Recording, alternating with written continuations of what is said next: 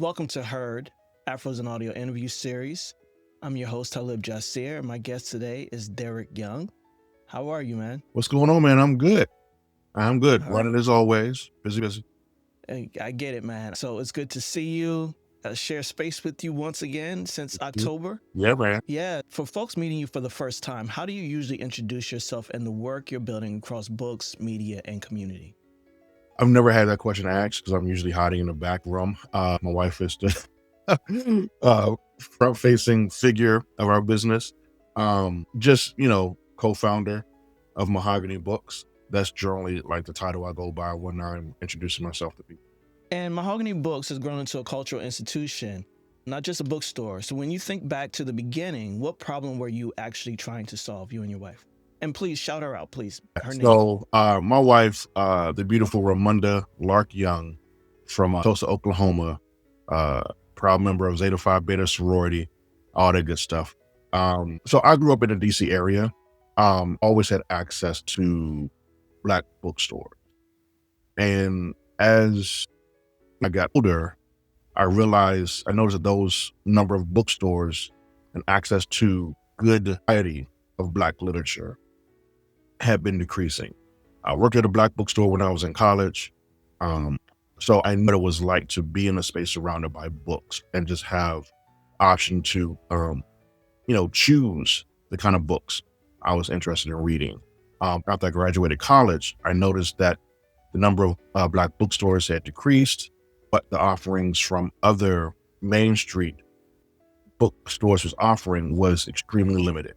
So what we were really trying to solve was people's access to Black literature and the availability of Black books. That was the concern for me. To be able to come into any store and, pick up a book, discover a new author, and not just be pigeonholed into one type of genre around Black books that someone else decided was what we read. For sure. What part of the DC or DMV are you from? So I'm from Southeast. All right. After a while, we moved to PG County. So I grew up there, and that's where I finished school and college. Nice. Okay. I'm from DMV area as well. Graduated from Montgomery County, lived in DC, lived in PG County. And most of us all know about the infamous Sankofa bookstore on Georgia Avenue and across from Howard. Yep. And so many more. So I definitely understand and resonate with our options as we were growing up in the 90s, early, and then how that decline started to happen. Mm-hmm. Sankofa is still here, still holding on, but the necessity for more access definitely became necessary. So I definitely can attest to that for the folks who are from that area. We begin to see our opportunities decline, even in the spaces where we would be able to see Black authors reading to us and all that sort of thing. The culture almost went away. And what you're doing now, thank you, commendable. I really appreciate the work that you're doing there. And since it's expanded from retail now into the Mahogany Books podcast network, what made audio feel like the next necessary chapter in this work? I did not realize it. I had another business friend of ours. We were having a conversation, and he mentioned it like a few years before, but it was an obvious extension of ownership of our narrative, right? The big thing about being a Black books seller is I want to make sure that we control the narrative of who we are. That, again, the access and availability of someone else is choosing the books that are on sale for us. That means someone else is controlling what we read about ourselves. And we see the challenge of that in real time right now. So what happened was from all the different events we were having, talking to authors, and to go back and see videos and audio of Toni Morrison, Maya Angelou, James Baldwin, talk about issues of their day, I realized that who was collecting or archiving the conversations that our current authors were having now about the history that was being made every day in this period of time. And that kicked off the idea of how do we record and number one, hold for posterity's sake, so that when someone asks a question of what were our thinkers, our writers talking about today, we would have ownership of that. The Black community would have ownership of that.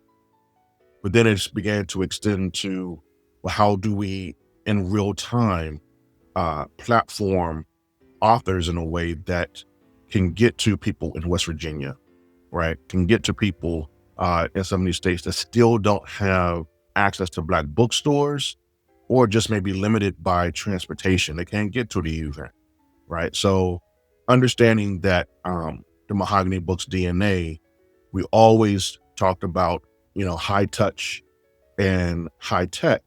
High touch is about customer service, how we deal with the customer. And high tech is how do we build our business in a forward thinking, technology leaning way to take advantage of these opportunities.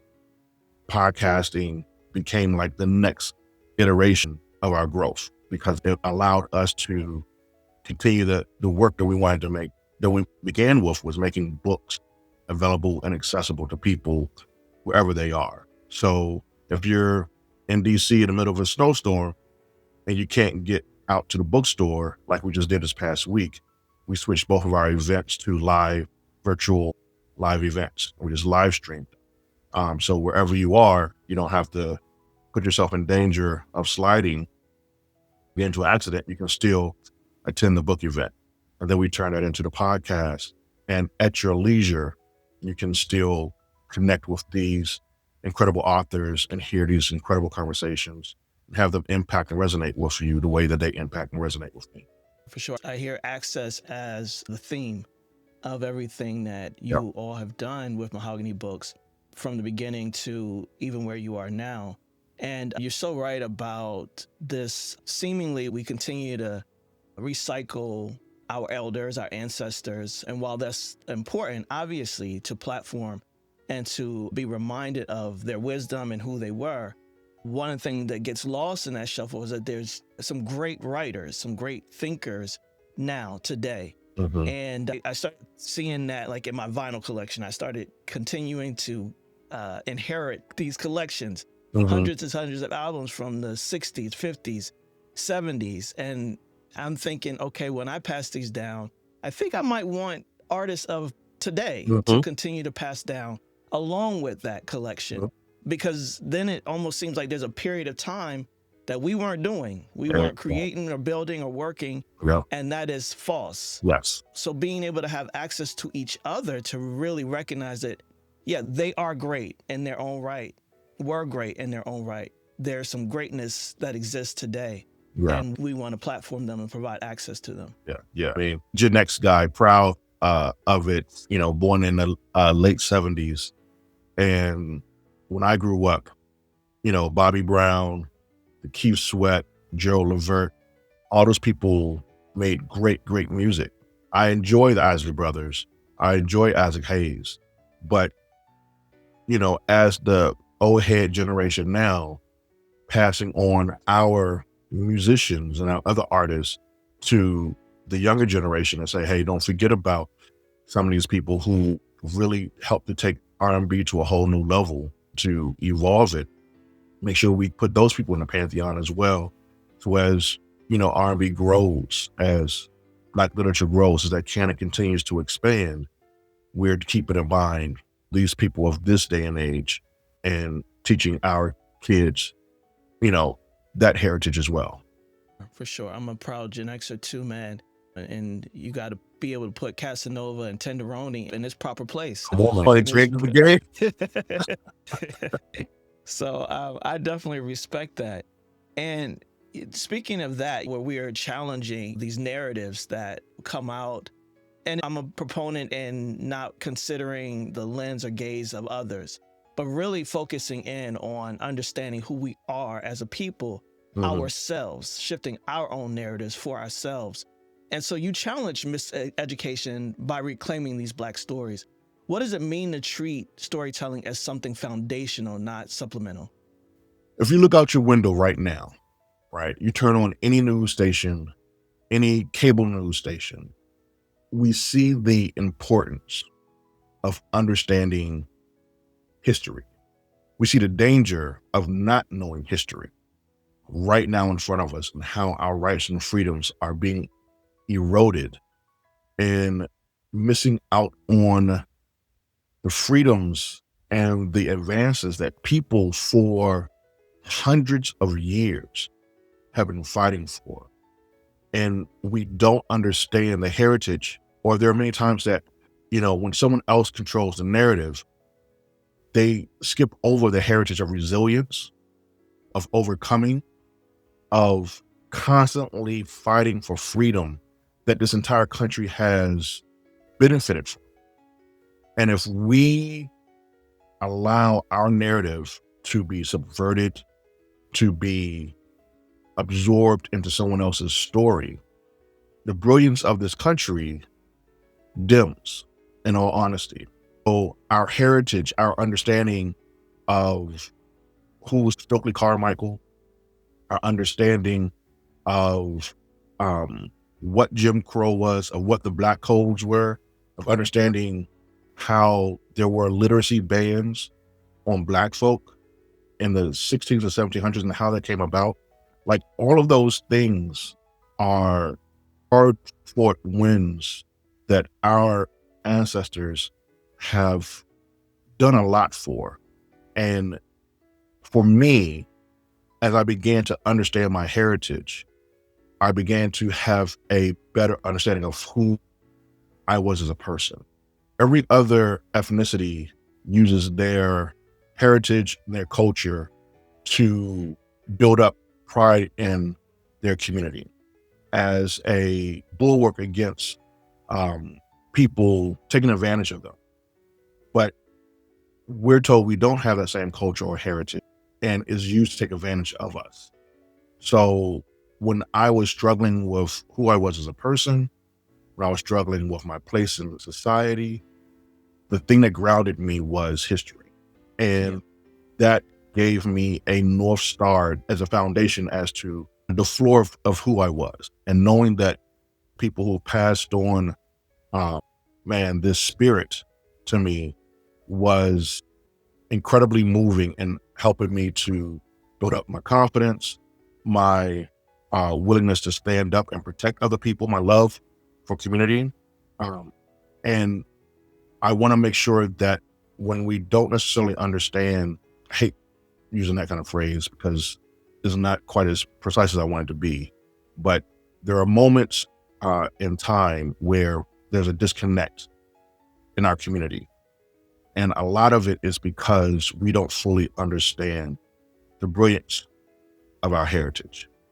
And being able to teach that to our kids gives them the confidence and the willingness to take risks, gives them the ability to push back against people who are just going to be playing bigoted and racist against them. I'm going to just keep it real. That's what's going to happen at some point. And our ability to push back against that, I believe, comes from having a strong understanding of our heritage. So when you talk about miseducation, or when I think about that, it's our ability to push back against propaganda. And I want to be sure that as I raise my son, that he understood who he was as a Black person, right? And no matter what anyone said, it could never erase the long, glorious history that he has, personally with his own family and extended with his broader community.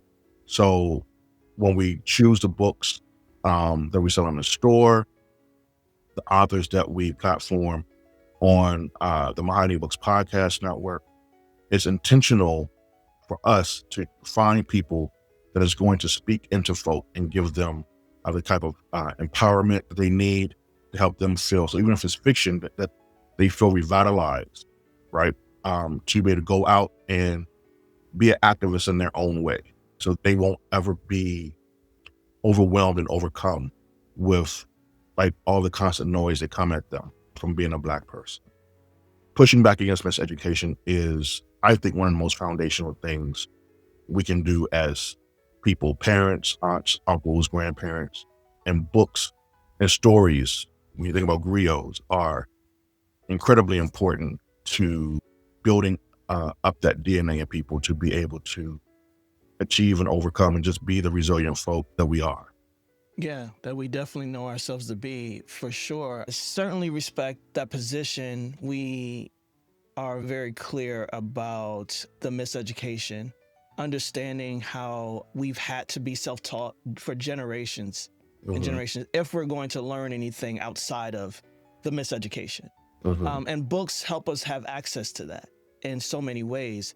It's telling our stories, it's giving our history, it's even showing us how to navigate a system Yes. that has been built up against us from the inception of it and across societies, right? We think about Sunyata, the book, Mm-hmm. and that storytelling of the griot and the Lion King and all of these things. It's one of my personal favorite books. Gloria Naylor and Mama Day teaches herbalism and family resilience, and Jean Toomer, all of these books that we can draw from Mm-hmm. that continue to teach us, even inside of its fiction, nonfiction, Right. and even science fiction, if we think about Octavia Butler, folks of her canon. So it is so important that we are still having space for these Mm-hmm. stories to be told. You mentioned high touch and high tech. And I'm curious about how technology, besides the podcast, obviously, the book world has been here for a very long time. And when you first started Mahogany Books, how has technology shaped the way in which you have been able to access and reach more people? Are you using AI? Is there any other component of technology? Because I always think, what a time to be alive now. We're now being able to create faster, more efficiently, but also there's ability to create more access than ever before. Yeah. So for us, it's been at the very foundation of our business from the very, very beginning. I guess this is 19 years ago now that when we initially launched Mahogany Books, we started as a online bookstore. We had to start that way because we did not have the capital to open up a physical store. We had to identify a way to use the available technology to try and level the playing field against companies that, millions and billions of dollars in their pockets. Yeah. Right. And we started online. So that at least got us a presence for people to be able to go to, and we could start at least telling the story and showing people the difference between us and them. And then we used technology in the early phases before Square was even created. We were doing pop-up shops, right? We started using technology to be able to process credit card payments in a new electronic way so that we could host author events at local restaurants. And we were doing this because it allowed us to basically do a type of guerrilla marketing where we could get in front of people's faces and give them a different kind of experience in a nice, cool, vibing lounge that we held a book event at. And this was something that, again, our competitors weren't doing. Fast forward to today, I would say I'm kind of a late adapter to AI because I still have some questions about like the environmental impact of it. But whether it's the podcast or data analysis, I'm looking for ways to try to level the playing field so that we could do more with less. We'll never have the bank account of the big Fortune 500 bookstores. That doesn't mean that we can't use technology to create a value or a service in a way that these companies have never thought of, right? Because we can be more flexible. So technology is always, from our eyes, a way to gain access to somewhat level the playing field so that the things that we do offer, a customer book reader comes in contact with it, it gives them a different experience that other places aren't thinking of.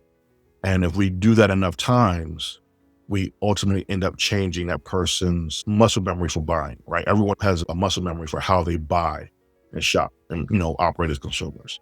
So we're using technology in a way to try to disrupt that and download this podcast. So it becomes the first thing I'm doing every day. And now I'm hearing Mahogany Books Podcast Network, Mahogany Books Podcast Network. And that other bookstore goes away. right? Because now they start thinking this place.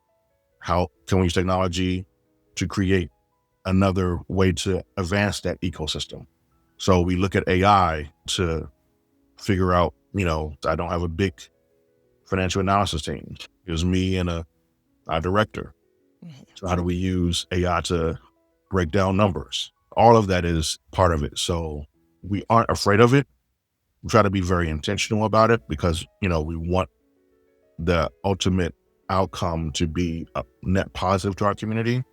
So, we do try to think of the environmental concerns on certain things. So yeah, it's a constant consideration and it's a constant balancing act to make sure we're doing it in a way that feels very authentic to who we are, with the ultimate goal of, again, like I said, to find a way to give us an advantage in how we interact and offer value to our customers. It speaks to the heart of disruption. I love that you spoke that word out loud.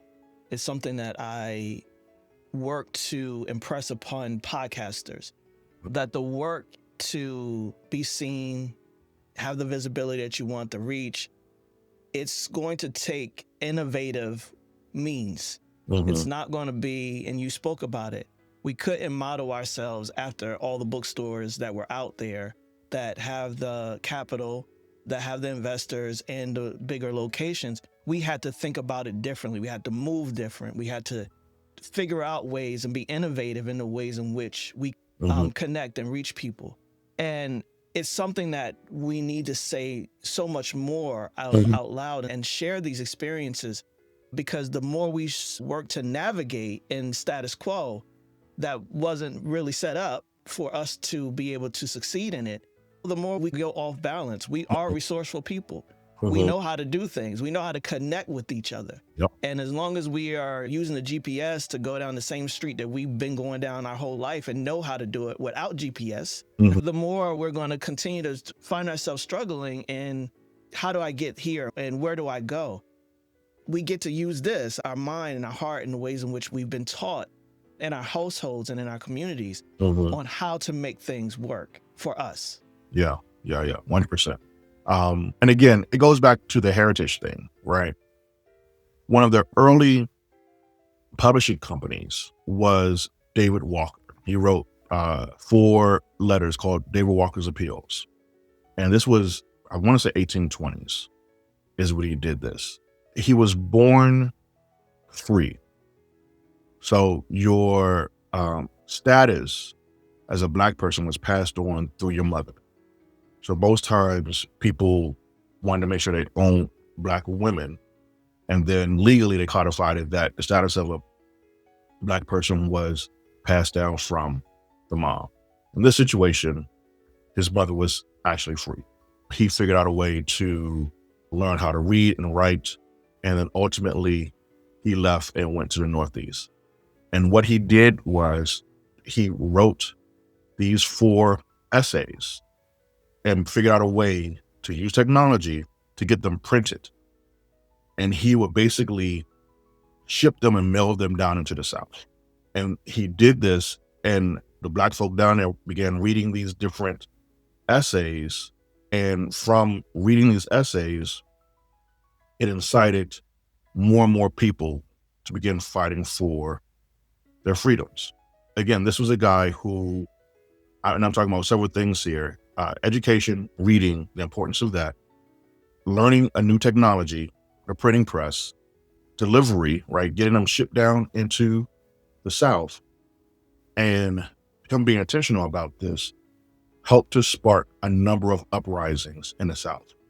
So many that different states, for sure South Carolina, that's when they began implementing literacy bans, right? Because people reading this information began rising up en masse. And I hold on to that story because what it speaks to me is the resilience, right? It speaks to me the heritage of people finding a way out of no way to make something happen, right? He didn't have money, wasn't born into money. He had to figure out a way to make this happen. And if he can do it, there's nothing stopping us. Correct. from doing it. And again, that's the heritage that when I think about who we are and the things that we aren't taught about in school, right? And then the resulting effect of what that was, that people seeing that, hey, this is a threat to our power. We have to do something about this. So we want to make it illegal for people to read and write. That's how dangerous that technology is, right? The very first technology you're born with is your brain, right? Your ability to be creative, right? So our ability to read and write and to critically think was so much of a danger to them. They implemented literacy bans and only taught you certain passages from the Bible. And those passages was, again, Miseducation on obey your masters, stuff like that. That's the thing that, you know, when I feel a certain way about society, that gives me comfort. And again, it goes back to working every day to re-educate myself about who I am as a person and the heritage that I come from, right? And then use that as inspiration to get me motivated to think about how can I be impacting my community, right? And don't worry about what I don't have access to, because we come from a people who didn't have access to things. And we figured it out anyway. You talk about GPS. Black person created that. Yeah. Right? This is second nature to us. So it should be more inspiring than daunting to people when we are confronted with challenges, because, we do what we do. Yep. Absolutely. This is how I process it. It's the good way to process it, because it's 100%. And you think about the threat to power and understanding how powerful we are. Mm-hmm. The voices, the words that we write, it all is so powerful that banning occurs and silencing and the work to limit access happens. And that tells us it's informative, and we must continue to create. Mm-hmm. We must continue to speak on these mics and write our words, because long after the moment, there's history that's going to be attached to that. Mm-hmm. And we're actively doing that. We're writing our history right now. And when you think about the banning of books and the importance of spaces like Mahogany Books, what power does that bring for yourself, knowing that you are directly rebelling against a system that would rather a great majority of these books not be read by anyone? It was me and my wife was actually just having this conversation last night. We were watching the Becoming documentary because we wanted to make sure we were part of that number, to make sure we had a better weekend. The other one, yes. We want to do our part. That's part of resistance right there. So this past Friday, there was a national call for no work, no shopping, national strike.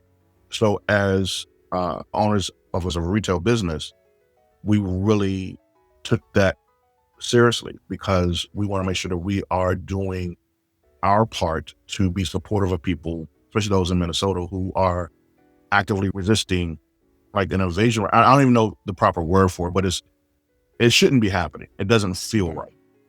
But it didn't feel comfortable to us to close down the store, because we understood that Mahogany Books is a third space for folks. Our core values center around culture, community, and conversations. Those are things that we try to base our decisions on. So as a third space for folk, we understand that in the long line of Black people, joyful gatherings has always been an act of resistance, right? And I emphasize joyful gatherings, because you can gather for a lot of reasons, right? Absolutely. But we're doing it with joy in our heart, open arms, as a way to revitalize people, right? As a way for people to come into the store and to know that, what I'm dealing with right now, I can come in here and I can just breathe. I can let that burden off my shoulder for however long I'm in here, make a new friend, read through a book, whether it's fiction or nonfiction, right? If I need something to help me escape right now, I can do that. Grab me a cup of coffee and just breathe. And that joyful gathering is a act of resistance in itself, because you're either getting information on how to walk out and protest and arm yourself with new ideas and ways to disrupt, to find a way to, a more perfect union, or you're in there getting rejuvenated. Because whether it's you or mom and just working 6 days a week and trying to figure out a way how to juggle all this stuff, get through snow, get through protests, talk to your kids about what's happening, whatever it is, you need time to like recalibrate and get that energy back up, and to do that in a space that is catered and centered to you is a healthy way of doing that. So I kind of try to talk about the idea of a joyful gathering and having Mahogany Books be one of those spaces for people in this area to be able to go to, because that's how we impact and sustain the resistance, because we're primarily selling informational books, but we're also creating a space where people can feel seen, which is helpful for the mental health, their emotional state, to keep people in a place where they can wake up the next day and keep going and doing what they're doing to impact the world. That's the part that we try to play. So we made open on Friday. We offered people free coffee. We were giving away free books for people, if they're going out to protest that day, come and get warm, get a book, make some friends or whatever. A portion of our proceeds that day are going to, I forget the organization my wife chose, out of Minnesota, to help people pay for their rent after people have been abducted and sent away, right? You got a 2-person household, and now you're down to one income. You still need to eat. You still need to pay your rent. So we're trying to do our part, right? And that's what it relies on. You don't have to be in the street to be active, but find your part to be supportive and do that, right? And all of it, the culmination of all of that adds up. For sure, for sure. It's the knowledge as power is not just a phrase at all. And for our societies across the globe, learning institutions, libraries, and places of fellowship are the most sacred amongst us. And so I respect the understanding that we actually need you in a time like this, no matter what, hell or high water, freezing ice and rain and snow. We still need spaces to gather and to learn and to be in a space of respect for one another and what we bring to the table, each of us. So I congratulate you for the success that you all have had. And again, the theme of it is access and community, and getting that is a formula for success. And you define success as value that drives repeat engagement. How has that belief shaped decisions about the growth, partnerships, and programming? It comes back to the high touch idea, whether it's, with other businesses, whether they're nonprofits or just people in the community doing good things, or our customers. It helps us focus on the most important thing that we're doing, is offering value. And if we're offering people value consistently, then people begin to trust you, they begin to respect you, and they look to you in times of need for that service or product that you offer. And that's how we look at it in an attempt to try to create longevity for our business, is that we want to make sure that the people that we partner with, vendors, folks like yourself, that we're connected with people who have a similar DNA. They want to serve and help people. They want people walking away from their interaction with them, and they want it to be a positive gain, right? Whether it's just been a hug and a smile, a cool conversation, a person walks away feeling better than they did when they first interacted with you. So it doesn't have to be a cash transaction. It could be just, how do you deal with that person, right? How do you engage with them? How do you, use your platform to assist them in what they're doing? We all have stories of people who helped us get to where we are. I know my story is littered with them. we're always looking to pay it forward, essentially, in our way, so that that value piece stays front and center, and that when people think of you, your brand as a company and you as a person, what they think of gives you a positive feeling, right? And that's how you, and I'm speaking directly to small entrepreneurs, that's how you begin changing people's mind and brand loyalty, right? Is that Absolutely. you give them a reason to change. Doing what is easy, right? Going to this large.com over here is easy, right? They're super plus easy, stuff comes to them quickly, whatever. But when they come over here, they feel a bit better about doing it, right? They appreciate the mission, right? They love the opportunities you offer them in the community. Right? And because of that, I'd rather align myself with these people over here and do something that might be a little bit more inconvenient for me, but is worthwhile because I'm actually in return pouring back into them who have been pouring into me. Kindness is a simple business strategy. We just have to be very intentional about how you integrate it into your operational plan, into your business strategy. That's very, very key for small businesses, but especially small Black businesses, because we don't have access to the capital, right? Are all these different hurdles you got to jump through, but there's a way to shortcut the system if we work together, network a certain way, treat each other a certain way. Might take a little bit longer, but you begin, disrupting the matrix. Yeah. And it definitely takes a lot longer, Which, but that's okay. That's okay. When you are committed to the integrity, the transformational experience rather than the transaction, it does shift and change things. And I'm noticing, especially with the ways in which the world is showing its whole ass right now, the veils are slowly starting to loosen and give way. And with that being said, we're noticing that consumers and our audiences are shifting into saying, wait a minute, this whole time I've been investing into this madness or this rich person's bottom line or whatever, and it has had nothing to do with me the whole time.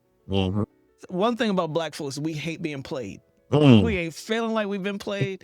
We hate actively being played. So that is presenting an opportunity for those of us who care for the community, who have concern for where you spend your dollars and how our Black dollars are circulating. Yeah. It's shifting. And you said that our audiences can make up their own minds.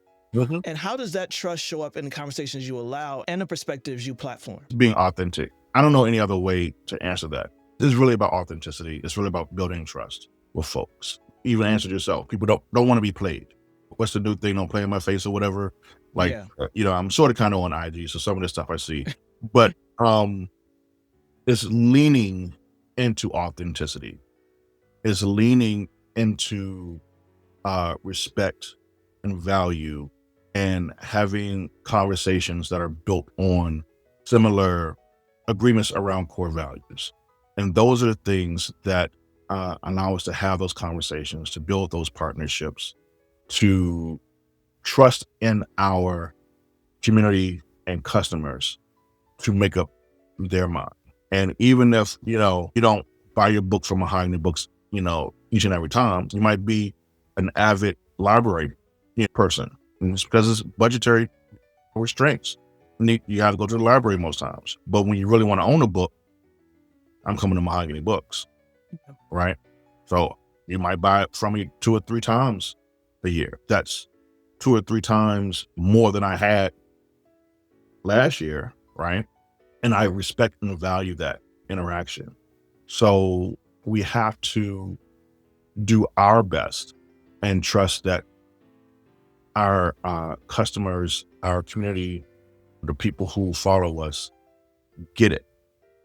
They understand that when we show up as who we are, as Derrick and Ramunda, a husband and wife of 23 years, parents of an almost 21-year-old son who both graduated from HBCUs, with parents who loved on us and poured into us.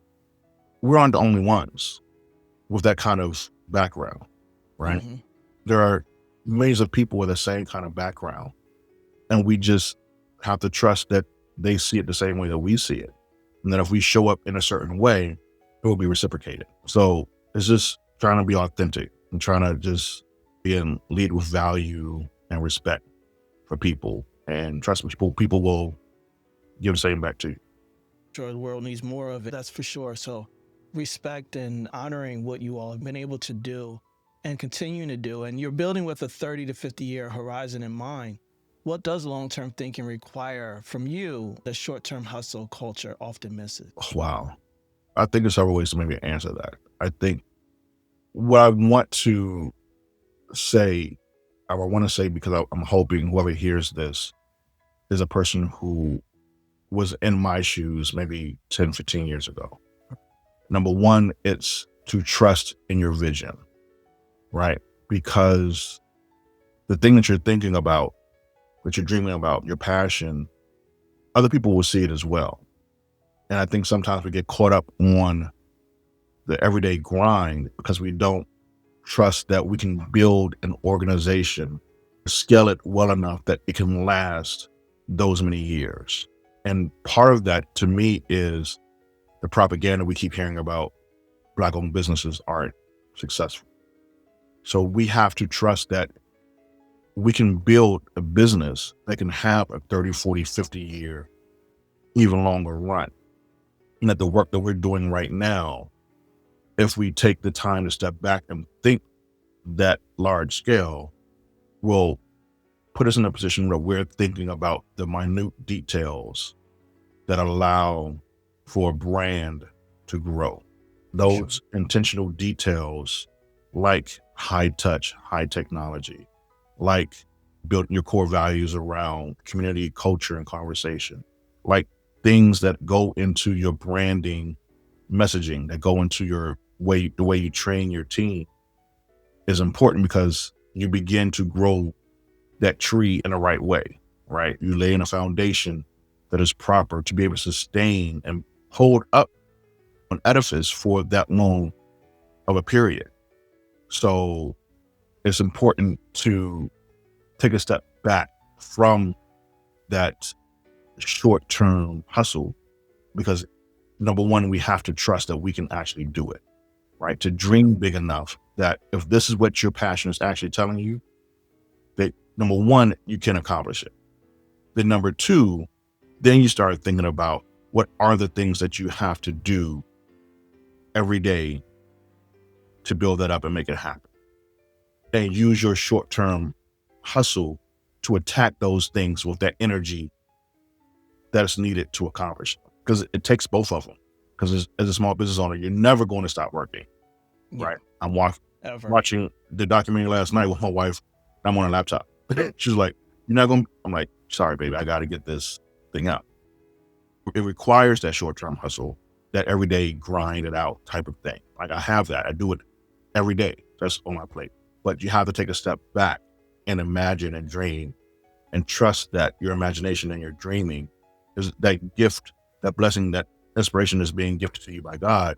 That because it's gifted to you, you can actually accomplish it. But you got to trust it. And then you got to take a step back and like really analyze what that thing is and plot and plan the steps to get there, right? So that you have it broken out, because you might get an opportunity where you might meet an investor and they're asked 10, 20 years, 30 years from now, where do you see this big? And if you can't at that moment break it down to them, you've missed an opportunity. Yeah. We have to deprogram ourselves. Again, that propaganda about what we can and cannot accomplish is BS, right? So we got to get that out of our head, number one. And then number two, once you move yourself from that, trust that vision that's been given to you, that's been gifted to you, that you can actually accomplish it, right? And then start focusing on intentionally thinking, plotting, and planning on how to get there. You got to take time to dream. You got to take time. Yeah, absolutely. Absolutely. And know that anything that you put your effort and your attention to that you want to make happen, it's possible. And your possibility, you and Ramonda are a possibility in what you're doing. And it's great to see. It's great to experience. And I thank you. I appreciate you for the work that you all have done and continue to do. I know you came to Afros and Audio this year. Mm-hmm. What was your experience there? And were you able to create connections that you are moving forward? Yes, 100%. So all of this has been like a goal for me. Like I want to get in connection with you, number one. That's always been a goal. I've been watching you guys from afar for a long time, been inspired by you all. And being able to go to Afros and Audio this year and experience what community looks like from the other side. Most times, Ramonda and I are the ones that's creating it, running around, trying to make sure things are in order. And then I came in like, oh, just moving slow and blah, blah, blah, being an attendee, and then seeing you and watching you do right. I'm like, oh, that's what that looks like. Okay. I'm not going to bug him. I want to talk to him, but I understand this. He's moving. But to see community that you guys have built, right, was just continued additional validation for Ramonda and I. That we walked out from that and say people are doing this in their own way in different spaces. And the importance of it, right? So not just in books, but in this non-tangible thing of a podcast, right? Yeah. And what that means for this community, right? For people to be able to plug in and connect with folk and tell their stories, feel seen and have, arms wrapped around them in this space is important as well. So it was highly validating because sometimes you feel like maybe you're out there on your own. Yeah. To your team grinding, that was just, we're going to make this happen. Yeah. Right? Like you said, the world is showing its ass right now, but people are out there in different ways, stepping forward and making things happen. And that was, again, that same joyful gathering, us being able to walk into that space and feel seen and feel accepted as newcomers to your community. And then to be able to meet people that I've been like IG stalking for like years now. Yeah. Yeah. Right. Was like fantastic. Like, okay, get my courage up because I can actually talk to them. Don't sound like a fool. Introduce myself. Look them in the eye. Like all that introvert stuff that I got to work through to talk to people. But that was cool, being able to talk to people and make those connections. And I've, spoke specifically to Wise and TK, and Wise Brizette is now consulting with us on our podcast network. So Nice. He's working with me to help grow that out because I got to a certain point, but that's not really what I know. So to be able to connect with someone who actually knows what they're doing and has been in this community for a while, have done it on different levels for different people, it definitely took a pressure off of me that now when we meet weekly to talk about our strategy, it feels good. Yeah. And again, that's what being able to plug into a community that you built afforded me, is that, there's experience there, there's know-how there, and it can now be leveraged to help take our specific thing to the next level. Yeah, it was definitely one of the major things that in all of 2025 that we did in being able to strategically take the entire company to the next level. That was definitely a thing that we had to have done in 2025 to, again, think long-term, 2026 to 2030 look like for our emerging media company. Yeah. Intention and attention, man. And I respect that so much. Definitely cannot wait to enter into Mahogany Books, the physical store, and to do work with you. It's been a pleasure speaking with you. My hope for folks that listen and watch this is to see, once again, possibility in the work that you and Ramonda have been doing, but also how to scale and really consider a business when you're running the marathon with some sprints in between, right? So thank you so much. Please let folks know the address of Mahogany Books as well as any social media accounts and online. We have one location right now. We'll be opening our second very soon, but you can catch us in National Harbor, Maryland at 121 American Way, Oxon Hill, Maryland. That location is open now for business. We will have a second location opening sometime Q1, I don't know if I can get this permit. But that will be in Woodmore Town Center. And again, we'll do a grand opening announcement once we have everything done there. But you'll be able to find us at Woodmore Town Center in Glenarden, Maryland as well. Our website is MahoganyBooks.com. Our podcast network is MahoganyBooksMedia.com. And then we're on IG, and that's just at Mahogany Books, at Mahogany Books Podcast Network, if you want to get with us. Awesome. Well, thank you so much, Derrick. It's been a pleasure. Appreciate you. Thank you for having me on, man.